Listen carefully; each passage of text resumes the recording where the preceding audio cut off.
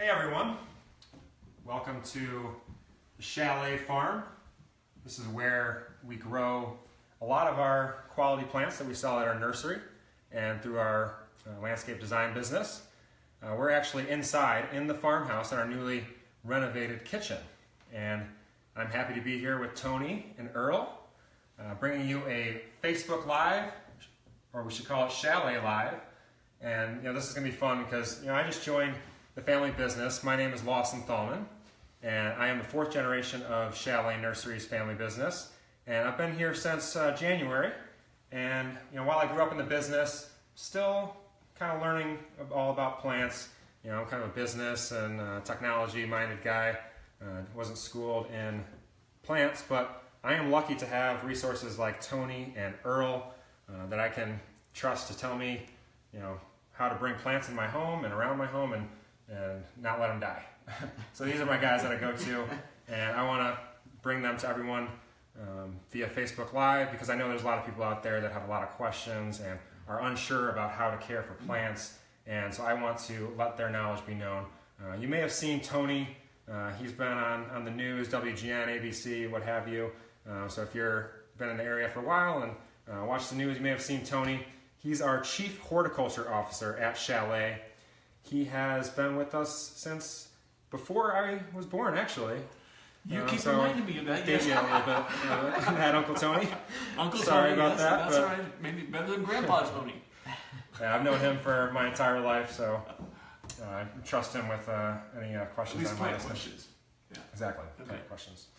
And we have Earl here. Earl kind of does it all at Chalet. He's helped us out in the nursery, in our greenhouse. He and his team create beautiful indoor and outdoor container designs. People just go nuts for it. So, find Earl, and especially in the spring, he just got happy people to help. lining up at the door for his services, creating nice containers. Anything artistic. Yeah. He's the go-to guy. So these guys, we're going to talk about indoor plants today. They're going to tell us about not only on this beautiful but cold day where we want to spend a little bit more time inside, starting to get a little cold, a little reminder of winter is coming, and we want to spend some more time inside. And what's going to make it better than plants? They can bring a little style to the home, and they can also bring health. Right? There's some health benefits to these plants. Yeah, I think everybody remembers their science classes from junior high, and plants give off oxygen, they absorb carbon dioxide, exactly the opposite of people. Mm-hmm. But I think what a lot of people don't understand is we tend to forget about the health benefits. Right. And we're worried about, we're always concerned about keeping our families healthy. And in an average size home, there's been a study done, so this isn't just Tony, sure. There are 15 plants, either 6 or 8 inches in diameter, so an average houseplant size. Mm-hmm. Will clean all of the toxins and all the nasty things, benzene and formaldehyde, all those things that you don't want your family breathing in. All these scary words, yeah. They will absorb 87% of that in one day. Wow. So we get wrapped up in how beautiful they are, and that's great, but we have all these other benefits from plants as well. Cool. Yeah, I have about 7 or 8 plants in there. So it makes a difference. All I gotta do is double that number and it'll be good to go. That's right. Well, let's jump right into it. We're going to talk about, we have a handful of plants that we can learn about today. One of my favorite ones that it's kind of a trend that I've been jumping on, and a lot of people love them, is air plants. And we're going to jump over here, and Earl's going to talk about it. We have a sink here. We're actually going to learn how to water these. I have a bunch in my apartment. I think I'm doing it right, but I want to make sure. So, Earl. Sure, Lawson. So, air plants are very popular right now, very diverse, pretty simple. Don't require pot, don't require soil. This is a beautiful one right here. This is a blooming xerographica, actually. Right here, they come with lots of colors. This one is a peach color. They come with red right here. Very diverse, very easy. They can set in a basket. They can set on your table. You can put them basically in a kitchen. A bathroom is a very good place because they like higher humidity. And a lot of people ask, well, they don't need a pot. No, they don't need a pot. They typically grow in trees. So people then ask, well, how do I water these plants? And it's pretty simple. So we're here at the kitchen. You could just take them right to the counter right here. You can either put them underneath the faucet like this and just put a little bit of water on them. And then once you're done, you're just going to kind of shake that off, set it right here. and just let it dry for about 15-20 minutes and then return it back to its spot. It looks like we even have a bath right here. We can just kind of dunk it in there. Give it a little Exactly. You could even fill the sink with a little bit of water and just give it a quick dunk. You don't want to sink it in or soak it in there too long, but give it a quick dunk, take it out, let it dry. And then we also had the misters right here. You could also just pick one up. Yeah, and just give it some spritz of mist right here. Very, very easy, very simple. The way to go if you're a first timer, but just get a couple and try it out. That's the best part about these. I mean, it's difficult to let them die on you. I mean, you don't really have to care too much about them. I mean, you care about them, but you don't have to water them too much or give it too much love, and then it'll love you back. Let's step over here. What do we got here? I think this is a peace lily, if I'm not mistaken. See, you are picking this up. All right. You are picking this up. Do you know the Latin name? Spathiphylum. And even pronounced correctly. Okay. Excellent, yeah. This is another great one for low light intensity. I mean, you have these beautiful, glossy, dark green leaves, and then even in lower light, they will tend to have these wonderful, long-lasting white flowers. So this requires, just a moderate amount of water, somewhat frequently. But this is a great one for low light. This is a really super plant, and contrast the flowers to leaves. This is a good one. It's beautiful. Blooming So foliage smooth, plant. too. Yeah. Just run your hands against Blooming it. foliage plant, yeah. Very, very nice. All right. What's our next one? Let's something that maybe doesn't need a lot of light. Maybe I have a beautiful spot in my apartment that I want to feature a plant that's not going to be needy of direct sunlight. What's that going to be? What's Definitely. This So Lawson, this we call the ZZ plant. Very nice, very trendy right now. This plant, bright indirect light, you're going to water it maybe once every 2 to 3 weeks. You're going to put it in a corner. If you're going on vacation, you can leave, no problem. This is a very good plant, very easy. So if you're a first timer, have a low light condo in the city, perfect plant for you to start with. That's what I need. I go on vacation and I don't have to worry about this guy. Give it a dying. try. If you don't have one already, definitely give it a try. Yeah. All right, let's go on over here to the table. We have some set up already for us. This one is a beauty. And we got some color popping in here. What is this guy? Tell us about it. So this is a Phalaenopsis orchid. Very nice, very popular. Lately there become a lot of cultivars now, a lot of different colors. This bloom on this plant, they slowly open one flower at a time. They can bloom for a month, and that's what's very nice about them. Also, we usually put them in decorative pots right here. But watering is usually a concern with this one. Is it? Is it? Tell me about it. So watering for this one, a lot of people ask how to water these. So typically you're going to water these about once every 10 days to 2 weeks, maybe about a quarter cup of water. It's not too bad. Not too bad at all. So how about this? I mean, this is a beautiful plant. It's definitely got the style factor. What about the health? Tony, is there something that... That's an interesting question because the orchids and the Phalaenopsis in particular do a reverse thing on most plants, and instead of ramping down on their oxygen production at night, they actually ramp up. So this is one of those things that if you'd like to have the effects of more oxygenated environment, right. Have orchids in your bedroom. Yeah, so we're sleeping and we just get excess oxygen. Well, I wouldn't say excess, but more than we would have ordinarily. And if you're an athlete, I think the more oxygen you get, the better recovery time, right? I think LeBron James uses a hyperbaric oxygen chamber. I think he sleeps in it at night, and that helps him recover. So I think that's like $1 million. So this is your budget-friendly version of LeBron James's hyperbaric chamber. Pressure chamber, right? Something like that. You might need and it's a lot pretty. You might need about 1,000 of them to exactly. get the same effects. But right. All right, what do we got here? We got a handful of these are ferns, right? So ferns, another trendy plant right here. This one right here, this is a staghorn fern. It's mounted. This is a plant that grows typically in the tree, so it's mounted on a board right here. Can be hung if you'd like, or it could just be set on a table and propped up. This is a bird's nest fern right here. Very beautiful. Has great structure to it. Very modern, very trendy. And then over here, we have a little mini Boston fern. Again, great plants. One thing's about the fern, Lawson, they definitely like to be kept on the moist side. So these are one plants that you really don't want to let dry out for too long. You're going to check them every couple of days. Typically we water these about at least once a week, maybe twice a week in the winter when the heat is running. Very great plants, very beautiful. So they're still on the needier side.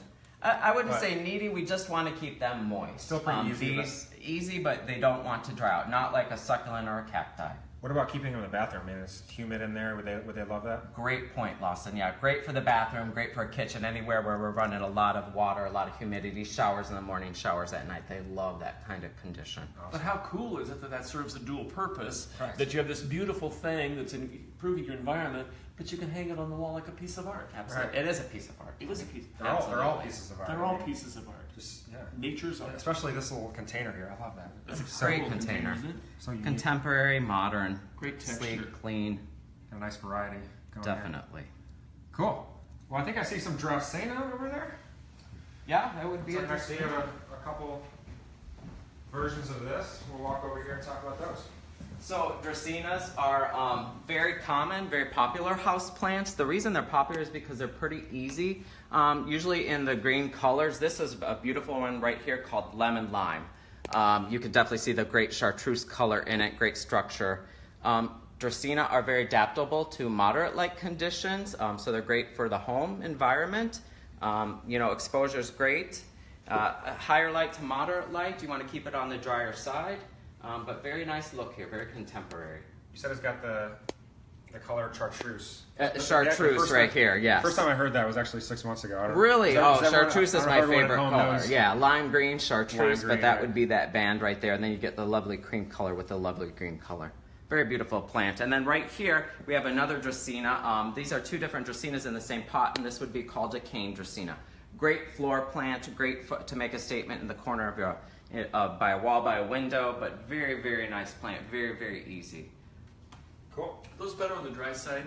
Better on the drier side, Tony, Yeah. absolutely. Yeah. So this is definitely not one to overwater. So lower maintenance. Definitely lower Lower maintenance. choice. Definitely. Yeah, I like how you can put a bigger one on the floor, or you've got a smaller one here you can put up on the Very chair. diverse, Lawson. Tobacco. Cool. All right, the next one, I think this is our final one, but definitely not last but not least, I should say. These are trendy. These are hot. You know, if you're a plant person, Just like the air plants. yes, if you're a person that likes plants in their home, you're probably going to have one of these. And what I love about it is the variety. I mean, look at the different aspects of it. You got a soft one here. You got a nice and rough one here. So tell us about this one. Well, it's just the succulents are popular for a good reason. I mean, just this small sampling, you have 5 really very different plants, and these are plants that you can put. They're so tolerant that if you have a south window or a west window, when it's hot in the summer and the sun is beating in, they don't care. You think of them as camels, and you water them when you think of them. Some of mine I water once a month. And so that's really, really, really easy. The other cool thing is these are not unlike your orchids over there, and the succulents, and especially the jade plant, which is another succulent we didn't happen to bring, but they do the reverse thing, and so at night when most plants are not producing lots of oxygen, Sure. they are really pumping the oxygen into your environment. So Cool. again, this would be another one, a great one to have in your bedroom or the kids' bedroom when for families. I didn't even realize that. Yeah, I have some succulents at home, but I might bring them into the bedroom. I didn't have. That's one of the Didn't have reasons you them in probably there look so young. I don't like that. Okay. So, thank you, Tony and Earl, for showing us around. I learned a lot. You know, this is part of what I want to do is I want to learn myself, and I also want other people to join us and learn with me. I know. Thank you guys for joining us. We have some questions, I think, and I wanted to make sure we address those. Thank you for those of you who are watching and commenting. We have a question from Susanna. She says, "Hello, I was wondering, I have a tall corn plant that I brought out to my balcony over the summer, and it's time to bring it back in. Should she be worried about Sure is. bugs? And maybe bugs got in there Absolutely. while I was outside." Absolutely. Yeah, it's certainly with this cold weather that's coming, I would hope that maybe if she didn't take it in last night, it didn't get damaged. Maybe, hopefully it was under an overhang or up against the building, but it's getting cold enough at night, that needs to come in right away. My typical recommendation is, it's always great to summer plants out. They really benefit from rainfall and high humidity and the natural longer days of the summer, but you have to be careful about bringing insects in. So Right. you want to really inspect it carefully, and even then, I would still consider bringing it in and putting it in a room by itself for at least a month and check it every week because it's really easy. I call it livestock, Sure. to bring livestock in, and if you put them right with your other plants, it's really easy Right. to infect all your plants. So be really careful about that, Susanna. So just during that transition period, you want Right. to really Keep it. an eye on I call it solitary confinement. Let's see if we have any more questions. From Chelsea, we have a question. Do we have to fertilize these plants? I don't think we mentioned that. If so, how often? Yeah, all plants require fertilizer. You know, it Yeah. depends on the time of year and it depends on the plant. So what I would say, we really want to know what the plant was first, and then we could go from there. It depends on, you know, where the plant's located, if you're bringing it inside, outside. But really to answer that, we'd have to know what the plant is. But yes, they always do require some sort of fertilization. But typically in the winter, you want to really fertilize a lot less because the plants really are more maintaining themselves. They're not actively growing as they are in the spring and summer when the day length is longer. So especially on things like succulents, you'd want to be really careful Exactly. about over-fertilizing them. Cool. And maybe not fertilize at all during the winter for them. Well, that's all the questions that we had live. But if you are able to watch after the fact, we'll have a recording that we'll post on our Facebook page, and we'll also put it on our website. So look out for that. If your friends are not on Facebook, you can notify them that it'll be on their website. We definitely encourage you to share this with our friends. We want to spread the knowledge that these fine gentlemen and other folks at Chalet have. And so feel free to comment in the sections just like Chelsea and Susanna have. Share with your friends. We'd love to hear from you and interact with you that way. I think that about wraps it up, and we're gonna kick off the weekend. Start of the early. weekend, Oh, huh? you Yes, guys, bring didn't they that do a good on. job? They did such a good job. They deserve a beer here. Here's our reward. And not just any beer, but we have Double Dog Dare IPA. That's a little bit of a tongue twister, but we actually have Chalet honey that we poured into the brewery over at Only Child. How cool is that? Yeah, and it's an IPA for those of you who like IPAs. But some people might think the flavor is a little bit too strong Oh for no, them. it's excellent. But Awesome. no, the honey actually brings in that smooth wow, factor. smooth. So, Let's say it's smooth and a little sweet. How about cheers? and by the way, if you haven't heard about this honey, we produce this honey here at their farm. I don't think you can see it out the window, but they're about 100 yards away from here. We have a handful of hives.